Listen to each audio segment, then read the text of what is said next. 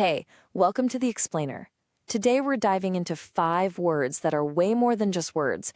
They're a toolkit for how you think, argue, and lead. Seriously, let's jump right in. I want you to think about something for a second. What if just 5 words could completely upgrade the way you argue, the way you learn, even the way you lead? It sounds like a big claim, I know, but that's exactly what we're going to unpack. All right, first up, let's talk about the flow of knowledge. Think about it less like a list you have to memorize and more like a system. It's about how information gets into your brain and then how you get it back out into the world. So let's start with the input part of that system. The very first word in our toolkit is assimilate. It's such a great word, really active. It gets right to the core of what it actually means to learn something. You see, the power here is in its depth. Assimilating something isn't just, hearing it or reading it once. It's about really digesting an idea, letting it soak in until it's part of how you see the world. It's that critical input stage. Here's a perfect example. A student doing research doesn't just collect a pile of facts, right? They have to integrate all that data, find the connections, and make sense of it to create something new. That whole process, that's assimilation. Okay, so that's how we get information in. But what about getting it back out? Well, once you've assimilated all that knowledge, the natural next step is to disseminate it. Disseminate is all about the output. It's the active part where you spread and broadcast what you know. You're taking everything you just assimilated and you're sharing it, maybe by writing, maybe by speaking, or even by teaching someone else. And this happens everywhere. A scientific journal's whole reason for existing is to take super complex research and disseminate it to a wider audience. That circulation of ideas, that's literally the engine that drives science forward. So let's just nail this down. Assimilate is the inward flow, pulling knowledge in. Disseminate is the outward flow, pushing it out.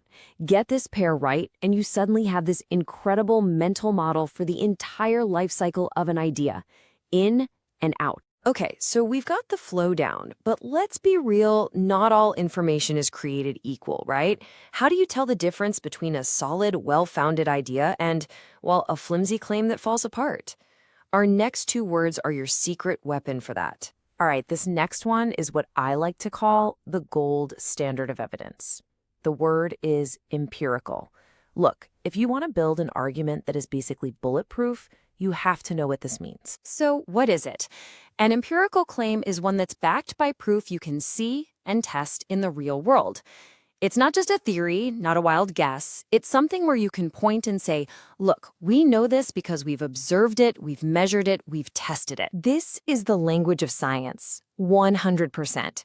A hypothesis is just a cool idea until it's supported by cold, hard, empirical evidence. That data, the real-world stuff, is what gives any claim its weight and its credibility. Now let's flip to the complete opposite. What do you call an argument that lacks that proof? An argument that isn't empirical at all? Well, that argument is tenuous. And whenever you hear something described as tenuous, that's a huge red flag.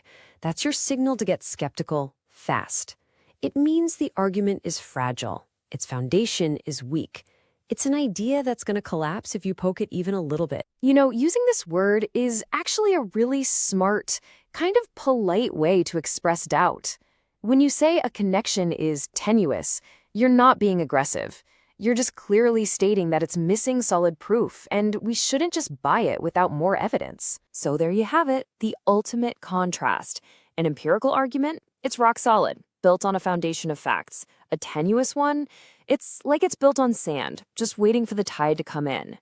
Being able to spot the difference between these two, honestly, that's a superpower in the world we live in today. Okay, we've talked about the flow of information, in and out. We've talked about its quality, strong versus weak, but there's one more layer we need to add, and it's a big one.